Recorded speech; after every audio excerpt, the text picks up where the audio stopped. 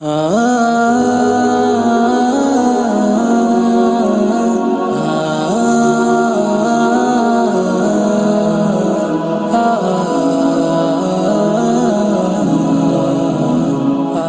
ربیع الثانی کا بابرکت مہینہ ہم پر سایہ فگن ہے، اور اس ماہ مبارکہ کے اندر اولیاء کاملین کے عنوان سے محافل کا انعقاد ہوتا ہے، اور خصوصاً حضرت سیدنا عبد القادر جیلانی رضی اللہ تعالی عنہ رحمۃ اللہ تعالی علیہ کے ایصال ثواب کی نیت سے محافل کا انعقاد کیا جاتا ہے۔ در حقیقت اللہ رب العزت نے اس دنیا کے اندر بعد از انبیاء ایسے نفوس کا انتخاب فرمایا جنہوں نے انبیاء کرام، صحابہ کرام، تابعین اور تبع تابعین کے اسی مشن کو لے کر جس کے لیے اللہ رب العالمین نے انہیں دنیا میں مبعوث فرمایا تھا، اسی کو لے کر آگے چل رہے ہیں۔ اللہ رب العزت نے اولو العزم پیغمبروں اور رسولوں کو جو مبعوث فرمایا، مبعوث فرمانے کی وجہ یہی تھی کہ ایک اللہ وحدہ لا شریک کو مانا جائے، کسی بھی قسم کا اس کے ساتھ کسی کو شریک نہ ٹھہرایا جائے، اور حضور اکرم صلی اللہ علیہ وسلم کو آخری نبی مانا جائے۔ اب یہی پیغام اولیاء کاملین لے کر دنیا میں چل رہے ہیں، لیکن ہم دیکھتے ہیں اولیاء کاملین کی ذات مارکیٹ میں اب ایسی آ گئی ہے، میں اکثر یہ جملہ کہتا ہوں کہ مارکیٹ میں جس چیز کی ڈیمانڈ ہو اس کی نقل آتی ہے۔ انبیاء کرام کا سلسلہ تو ختم ہو گیا، آپ صلی اللہ علیہ وسلم خاتم النبیین ہے، آپ کے بعد کوئی بھی نبی نہیں آئے گا۔ جب کوئی نبی نہیں آئے گا تو صحابہ بھی نہیں ہوں گے۔ اب کیا ہوا؟ اب مارکیٹ میں ڈیمانڈ جو ہے اس وقت وہ اولیاء اللہ کی ہے۔ حضور اکرم صلی اللہ علیہ وسلم نے 40 سال کے بعد جب اعلان نبوت کیا تو اس دور میں بھی جھوٹے نبی آئے تھے، مارکیٹ میں ڈیمانڈ تھی نبی کی، تو اب آج کے دور کے اندر ڈیمانڈ ہے اولیاء اللہ کی۔ تو لوگوں نے کیا کیا؟ اولیاء اللہ کی نقل اتارنا شروع کر دی۔ ظاہر سی بات ہے، نقل کر کے بھی انسان پاس ہو جاتا ہے، اگر قسمت اور نصیب اور مقدر بہت ہی اچھا ہو تو پھر وہ پوزیشن بھی لے لیتا ہے۔ اگر اس کا نام اور سکہ چل جائے تو وہ راتوں رات امیر کبیر بھی بن جاتا ہے۔ مولانا روم علیہ الرحمہ نے لکھا، جب تک ایک بھی اللہ کا ولی روئے زمین پر زندہ رہے گا قیامت قائم نہیں ہوگی۔ اب آپ دیکھیں، آج ربیع الثانی کی 11 تاریخ ہے، حضرت سیدنا عبد القادر جیلانی رضی اللہ تعالی عنہ کا ہم اور آپ ایصال ثواب کے حوالے سے ایسی محافل کے انعقاد بعض مساجد میں کل کی رات ہوا، اور ویسے بھی ایصال ثواب کرنا چاہیے۔ اب ان کے ایصال ثواب کی محفل کو نام دیا جاتا ہے 11ویں شریف۔ اونچی بولے، کیا کہا جاتا ہے؟ 11ویں شریف۔ دیکھیں، آپ دنیا میں کوئی بھی کام کریں، وقت، ٹائم، دن، تاریخ کے بغیر نہیں کر سکتے۔ آپ اپنے بچے کی شادی کرنا چاہتے ہیں، سال پہلے 6 مہینے پہلے تاریخ رکھتے ہیں۔ کیوں رکھتے ہیں؟ کیوں رکھتے ہیں؟ پھر پوری تیاری ہوتی ہے۔ اب آپ دیکھیں ہمارے یہاں کیا ہوتا ہے، میت ہو جاتی ہے، میت کے بعد کیا ہوتا ہے؟ سوئم ہوتا ہے۔ سوئم کا مطلب کیا ہے؟ تیسرا دن۔ سوئم کا مطلب کیا ہے؟ اول، دوئم اور سوئم کا مطلب کیا ہے؟ تیسرا دن۔ اب یہ تیسرا دن کیوں رکھا جاتا ہے؟ علماء نے لکھا، پہلے دن جو لوگ جنازے میں شریک نہیں ہو سکے دور دراز رہنے والے تھے، جنازے میں نہیں آ سکے، وہ سویم میں آ جاتے ہیں۔ اور ویسے بھی شریعت کے اندر غموں کے 3 دن ہوتے ہیں، بس 3 دن سے زیادہ غم منانا جائز، اونچی بولے غم منانا جائز۔ اور ہم دیکھتے ہیں ہمارے مسلمان ایسے بھولے بھالے ہیں، اگر پہلی عید آ جائے، جس گھر میں میت ہوئی ہے تو عید والے دن بھی پہلے پہنچ جاتے ہیں، اور پھر گلے لگ کر پھر رونا، پھر غم، اس غم کو تازہ کرنا، اس کی شریعت اجازت نہیں دیتی۔ اچھا سویم ہو گیا، اب سویم میں جو لوگ نہیں آ سکے، پھر آگے آ جاتا ہے 10واں رکھا جاتا ہے نا۔ 10ویں کا مطلب کیا ہے؟ 10واں دن۔ اب اصل نیت اور مدعا ہمارا ایک ہی ہے کہ ایصال ثواب کرنا ہے۔ کیا کرنا ہے؟ ایصال ثواب کرنا ہے۔ نام اس کو کیا دیا؟ 10واں۔ اب آپ دیکھیں، آپ کے بچے کی شادی ہوتی ہے، اس شادی کو نام کیا دیا جاتا ہے؟ شادی خانہ، اونچی بولے، شادی خانہ آبادی۔ شادی کے بعد اگلا دن آتا ہے، ایک تقریب اور ہوتی ہے، اسے کیا نام دیا جاتا ہے؟ ولیمہ۔ یہ کیا ہے؟ یہ تقریبات کے نام ہے۔ اصل مدعا ایک ہی ہے کہ سارے رشتہ دار ایک جگہ جمع ہو جائیں گے، ہماری خوشی میں شامل ہو جائیں گے، انہیں بھی پتہ چل جائے گا میرے بیٹے یا بیٹی کی شادی ہو۔ تو یہاں پر ہم 3را نام رکھیں، 10واں رکھیں یا 40واں رکھیں یا برسی رکھیں، کچھ بھی رکھیں یا عرس رکھیں، مدعا ایک ہی ہے۔ کیا؟ ایصال ثواب کرنا۔ کیا چیز کرنا؟ ایصال ثواب کرنا۔ حضرت سیدنا عبد القادر جیلانی رضی اللہ تعالی عنہ 470 یا 471 ہجری میں پیدا ہوئے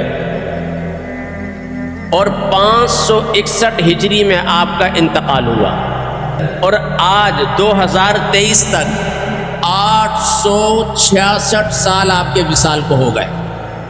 حضرت سیدنا عبد القادر جیلانی رضی اللہ تعالی عنہ کو نہ میں نے دیکھا نہ آپ نے دیکھا، لیکن کیا نام سنا؟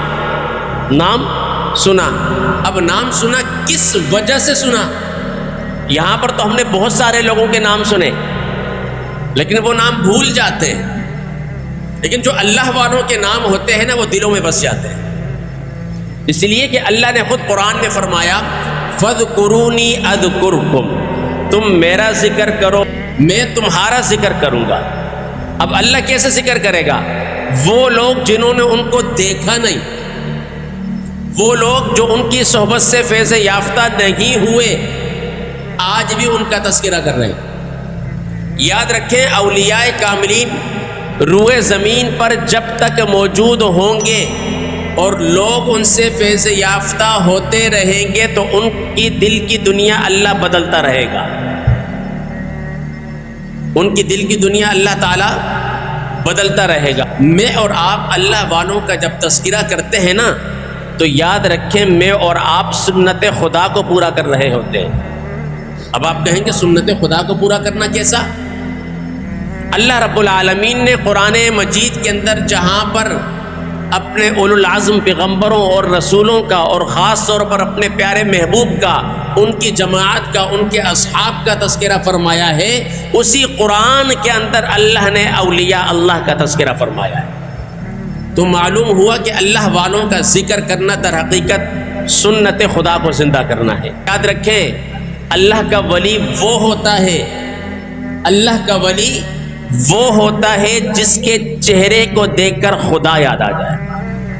جب اللہ والے جو ہوتے ہیں نا، در حقیقت ان کے من روشن ہوتے ہیں، اور کہتے ہیں کہ انسان کا جو چہرہ ہے وہ اس کے من کا آئینہ ہے، جیسا اس کا من ہے ویسا اس کا چہرہ ہوتا ہے۔ اور اللہ والوں کے چہرے سبحان اللہ، ان کے چہروں کو دیکھ کر خدا یاد آ جاتا ہے، اور بعض چہرے ایسے ہیں جن کو دیکھ کر شیطان یاد آتا ہے، تو پتہ چل جاتا ہے کہ یار یہ اللہ والا نہیں ہے، لیکن حقیقت میں اس نے اللہ والوں کی نقل اتاری دی ہے۔ حضرت موسیٰ علیہ السلام کے دور کا واقعہ ہے نا، کہ ایک شخص تھا، وہ اللہ والوں کی بڑی نقل کیا کرتا تھا، حضرت موسیٰ علیہ السلام کی نقل کرتا تھا۔ ایک دفعہ قحط سالی ہو گئی، خارش کی بیماری پیدا ہو گئی اللہ رب العالمین کی طرف سے عذاب کی صورت میں۔ اب آپ کو پتہ ہے خارش ایک ایسا مرض ہے کہ انسان کسی محفل میں بیٹھنے کے لائق نہیں رہتا۔ ہر 2 منٹ 1 منٹ کے بعد کیا ہوتا ہے؟ انسان کو خارش ہو جاتی ہے، پھر انسان نہ محفل میں بیٹھنے کا ہوتا ہے نہ کسی تقریب میں جانے کا رہ جاتا ہے۔ تو حضرت موسیٰ علیہ السلام کی پوری قوم پر یہ عذاب آ گیا۔ ایک شخص ایسا تھا جو اس عذاب سے محفوظ رہا۔ حضرت موسیٰ علیہ السلام اللہ تعالیٰ سے باتیں کرتے تھے، کہا یا ارحم الراحمین یہ ماجرا کیا ہے؟ میری پوری قوم اس عذاب کا شکار ہو گئی، ایک بندہ بچا ہوا ہے۔ اللہ رب العالمین نے ارشاد فرمایا موسیٰ تو نے میرے بندے کے وجود پر غور نہیں کیا۔ اللہ نے فرمایا موسیٰ جا ذرا اس بندے کو دیکھ، مجھے بتا اس کے چہرے پر داڑھی ہے؟ حضرت موسیٰ نے فرمایا ہے۔ کہا یہ بتا وہ لباس کیسا پہنتا ہے؟ حضرت موسیٰ نے فرمایا جیسا میں زیب تن کرتا ہوں وہ اسی قسم کا لباس پہنتا ہے۔ حضرت موسیٰ علیہ السلام سے پھر اللہ نے کہا مجھے یہ بتا وہ سر پر امامہ کیسے باندھتا ہے؟ عرض کی یا ارحم الراحمین جیسا میں باندھتا ہوں ویسے ہی باندھتا ہے۔ اللہ نے فرمایا موسیٰ اس نے تیری اداؤں کی نقل کی، مجھے وہ نقلیں اتنی پسند آ گئی میں نے اسے عذاب سے محفوظ رکھا ہے۔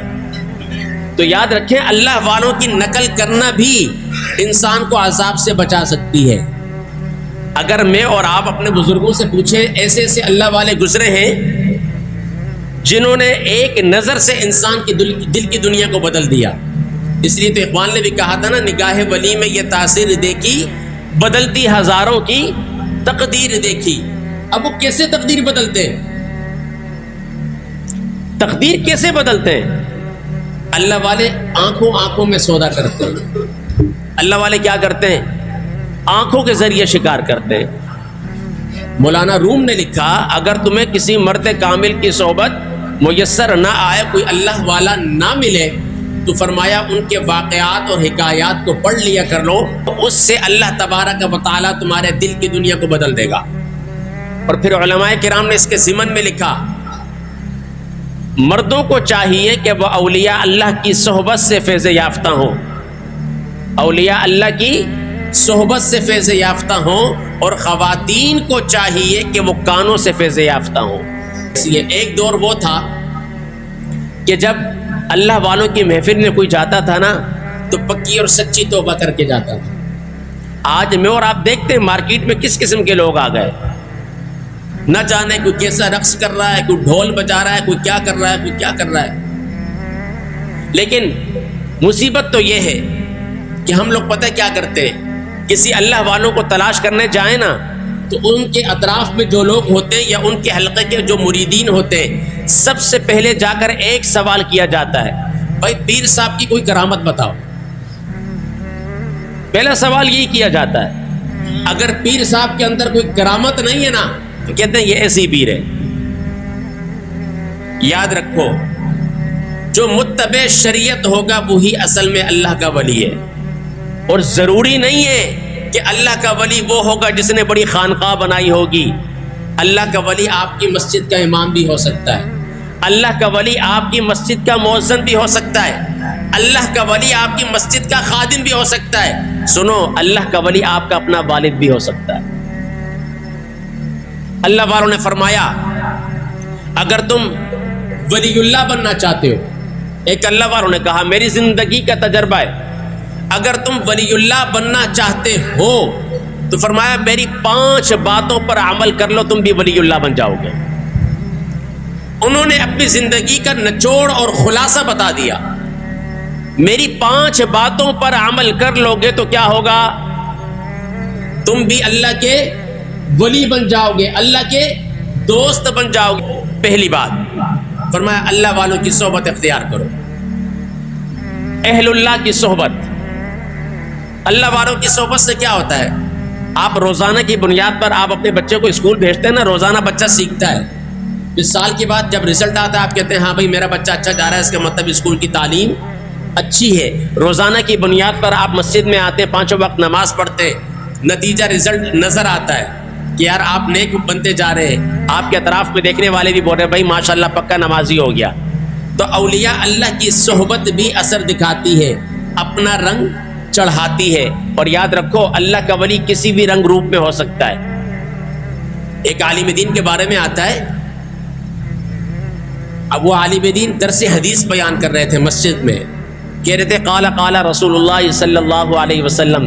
ایک درویش خدا مست بندہ مسجد میں نماز ادا کرنے کے بعد کونے پہ بیٹھا ہوا، وہ درس حدیث سن رہا تھا.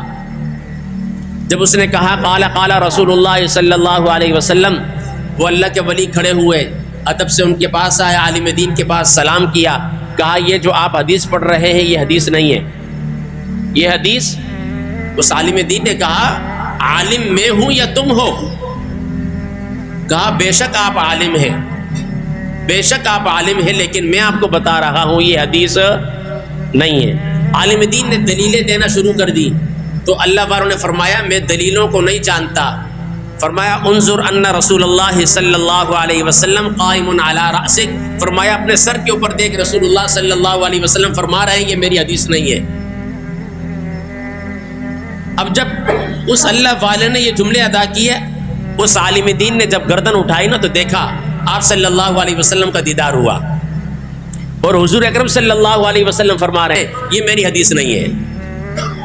اس لیے فرمایا نگاہ ولی میں یہ تاثیر دیکھی بدلتی ہزاروں کی.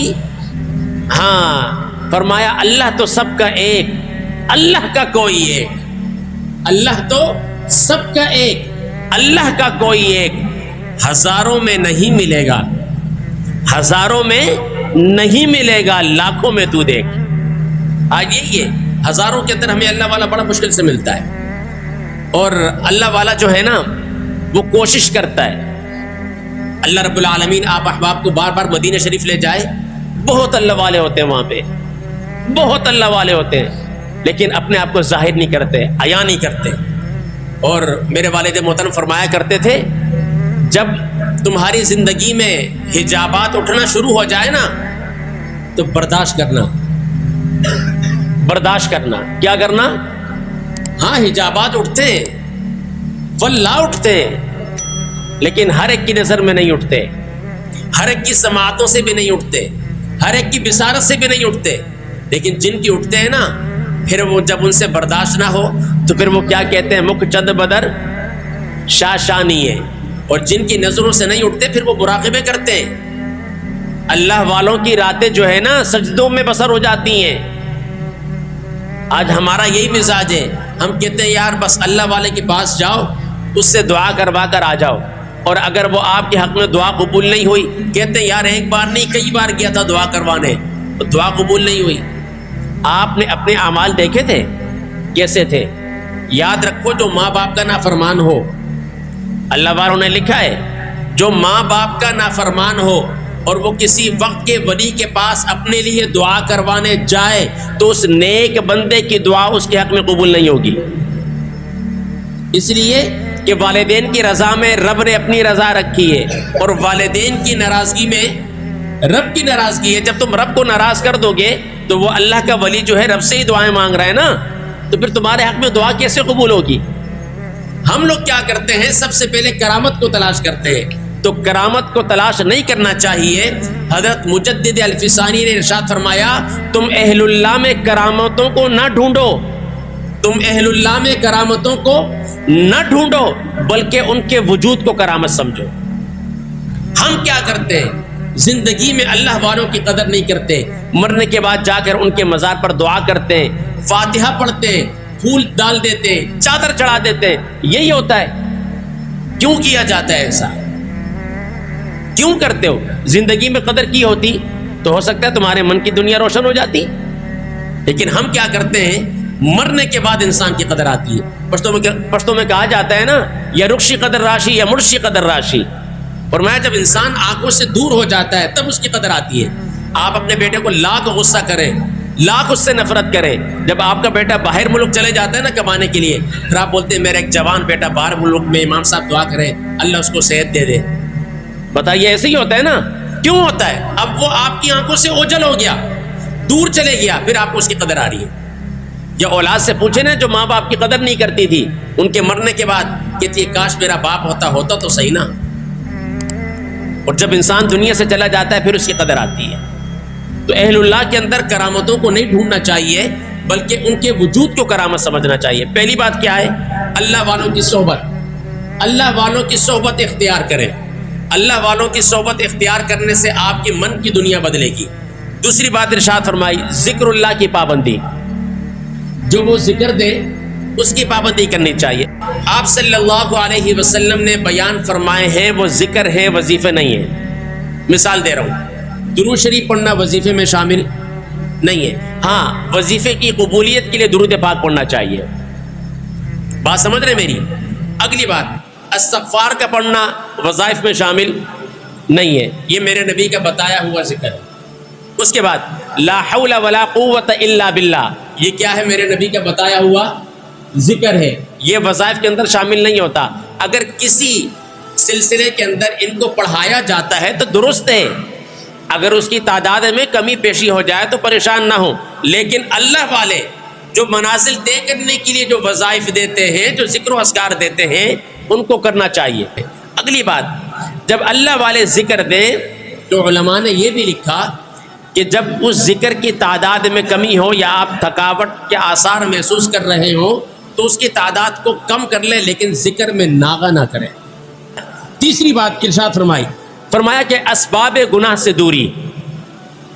دو باتیں ہو گئی تھی نا، پہلی بات کیا تھی؟ اللہ والوں کی صحبت، اور دوسری کیا تھی؟ ذکر اللہ کی پابندی۔ تیسری فرمایا اسباب گناہ سے دوری، جو گناہ کے اسباب ہیں ان سے دور رہیں۔ گناہ کے اسباب کئی چیزیں، اور حضور اکرم صلی اللہ علیہ وسلم نے ارشاد فرمایا قرب قیامت کی نشانی یہ ہے کہ ہر گھر میں گناہوں کے آلات موجود ہوں گے۔ ہر گھر میں، ایک دور تھا نا ڈھول ہوتے تھے کسی گھروں کے اندر، اب تو ڈیگ آ گئے بڑے بڑے۔ یہ کیا ہے؟ گناہوں کے آلات ہیں نا۔ گناہوں کے آلات سے دور رہو، اسباب گناہ سے دور رہو۔ اور چوتھی بات بیان فرمائی گناہوں سے حفاظت۔ گناہوں سے حفاظت، گناہوں سے حفاظت کیسے ہوگی؟ ہاں، جو انسان بچپن سے جس چیز کا عادی بن جائے نا، بڑھاپے تک وہ عادت ختم نہیں ہوتی، چاہے وہ اچھی عادت ہو چاہے وہ بری عادت ہو۔ یہ ذہن نشین رکھیے گا۔ اور آپ اور میں اکثر دیکھتے ہیں کچھ لوگ ایسے ہوتے ہیں جن کا تکیہ کلامی گالیاں ہوتی ہیں۔ کیوں؟ ان کو بچپن سے گالیوں والی صحبت ملی ہوتی ہے۔ بڑی بڑی داڑیاں ہوتی ہیں، سفید داڑیاں ہوتی ہیں، سر پہ ٹوپی بھی ہوتی ہے، ہاتھ میں تسبیح بھی ہوتی ہے، اس کے باوجود بھی تسبیح کی بھی لاج نہیں رکھتے، زبان پہ گالیاں۔ تو خدا کے لیے ایسے کام نہ کریں۔ آج الحمدللہ ہم نے اپنی اولادوں کو ساری سہولتیں دی ہیں، لیکن ایک سہولت نہیں دی، وہ کون سی؟ دین والی۔ کون سی؟ دین والی۔ میں نے اپنے والدین محترم کے 40ویں میں کہا تھا کہ اگر والدین نیک ہو نا، والدین نیک ہوں تو اولاد کو دنیا میں فائدہ ہوتا ہے۔ والدین نیک ہوں تو اولاد کو دنیا میں فائدہ ہوتا ہے، اور سنو، اولاد اگر نیک ہو تو ماں باپ کو قبر میں فائدہ ہوتا ہے۔ اب آپ سوچیں، آپ کیا چاہتے ہیں کہ فقط دنیا میں فائدہ ہو اولاد کو آپ کی ذات سے، یا ان کی ذات سے آپ کو قبر میں فائدہ ہو؟ یہ آپ کے اوپر منحصر ہے، آپ کے اوپر چھوڑا ہے۔ اب آپ سوچیں کہ آپ کیا بننا چاہتے ہیں اور اپنی اولاد کو کیا بنانا چاہتے ہیں۔ آخری بات فرمایا سنت مصطفیٰ کی پیروی۔ سنت مصطفیٰ، یہ 5 باتیں فرمایا اگر اس پر عمل کر لو تو تم وقت کے ولی بن جاؤ گے۔ معرفت کے اندر 4 چیزیں دیکھی جاتی ہیں: شریعت، طریقت، حقیقت اور معرفت۔ شریعت کیا ہے؟ شریعت وہی ہے جو حضور اکرم صلی اللہ علیہ وسلم لے کر آئے، اس کے مطابق اپنی زندگی کو بسر کرنا۔ اور دوسری بات طریقت کیا ہے؟ حضور اکرم صلی اللہ علیہ وسلم کا بتایا ہوا راستہ، طریقہ، اس پر چلنا ہے۔ اور حقیقت کیا ہے؟ فرمایا حقیقت میں اللہ کو مان لینا، اللہ کو پہچان لینا، اور پھر اس کی جو مخلوق و بنائی ہوئی ہے اس کے ساتھ بھی انصاف کرنا۔ اور آخری چیز معرفت۔ فرمایا یہ معرفت ایسی چیز ہے، یہ ہر ایک کو نہیں ملتی، ہر ایک کو نہیں ملتی، اور جنہیں مل جائے نا پھر وہ ہر ایک کو نہیں ملتے۔ معرفت ہر ایک کو نہیں ملتی، اور جنہیں معرفت مل جائے پھر وہ بندہ ہر ایک کو نہیں ملتا۔ یہ ذہن نشین رکھیے گا۔ اب کوشش کریں، اللہ والے آپ کے گرد و نواح میں کسی بھی رنگ روپ میں ہو سکتے ہیں، کسی بھی رنگ روپ میں ہو سکتے ہیں، ان کے پاس جائیں۔ ضروری نہیں ہے کہ صرف دعائیں کروانی ہیں، جائیں دیکھیں کہ وہ کس قسم کا عمل کرتے ہیں، جو وظیفہ آپ کو دیتے ہیں نا بہت اچھی بات ہے. یاد رکھو اگر اللہ والے آپ کو منزل تک نہ پہنچائے نا تو نشان منزل ضرور دکھاتے ہیں, نشان منزل ضرور دکھاتے ہیں. ان کی صحبت سے فیض یافتہ ہوا کرے. اور جو اولاد یہاں بیٹھی ہے ان کے والدین حیات ہیں, میں سب سے کہوں گا کہ سب سے پہلے دنیا میں سب سے بڑا پیر آپ کا اپنا والد ہے. جاؤ ان کے گلے لگو, ان سے معافی مانگو, پھر دنیا میں کوئی پیر تلاش کرو. اگر ماں باپ ناراض ہوئے دنیا کے پیروں کی چوکھٹوں پر گھومتے رہو, کوئی فائدہ نہیں ہوگا, کوئی فائدہ نہیں ہوگا. اور یاد رکھو کہا جاتا ہے کہ پیر کی دعا مرید کے حق میں اتنی جلدی قبول نہیں ہوتی جتنی ماں باپ کی دعا اولاد کے حق میں قبول ہوتی ہے. اگر ماں باپ حیات ہیں نا تو وہ سب سے بڑے پیر ہیں آپ کے. جائیں اگرچہ وہ گناہ گار ہیں. کہتے ہیں کہ ماں باپ جتنے بھی گناہ گار ہوں, ماں باپ جتنے بھی گناہ گار ہوں, اولاد کے لیے جب وہ ہاتھ اٹھا کر دعا کرتے ہیں نا تو اللہ ماں باپ کی دعا اولاد کے حق میں قبول کرتا ہے. سمجھ میں آ رہی ہے بات؟ تو سب سے پہلے روئے زمین پر سب سے بڑے پیر کون ہیں؟ والدین ہیں. کون ہیں؟ والدین ہیں. ان کو کبھی بھی ناراض نہیں کرو. ماں باپ کو ناراض کر کے آپ پیر کی چوکھٹ پر جاتے ہو نا, وہ پیر کی صحبت آپ کو فائدہ نہیں دے گی. یہ بات میں ببانگ کے دوہل کہہ رہا ہوں, کبھی بھی فائدہ نہیں دے گی. اور اگر واقعتاً آپ نے والدین کو دھکے دے کر نکال دیا تھا اور اب پیر کے پاس جا کر بیٹھے ہو کہ جی پیر صاحب جو ہے مجھے خلافت دے دیں گے, وہ خلافت بھی تمہارے کسی کام کی نہیں ہوگی. یاد رکھو کرامات کو تلاش مت کرو بلکہ اہل اللہ کے وجود کو کرامت سمجھو, ان کی صحبت میں جاؤ, ان سے فیض یافتہ ہو تاکہ اللہ تبارک و تعالی میری اور آپ کی اس فانی زندگی کو بھی آسان بنا دے اور آخرت کی زندگی کو بھی آسان بنا دے.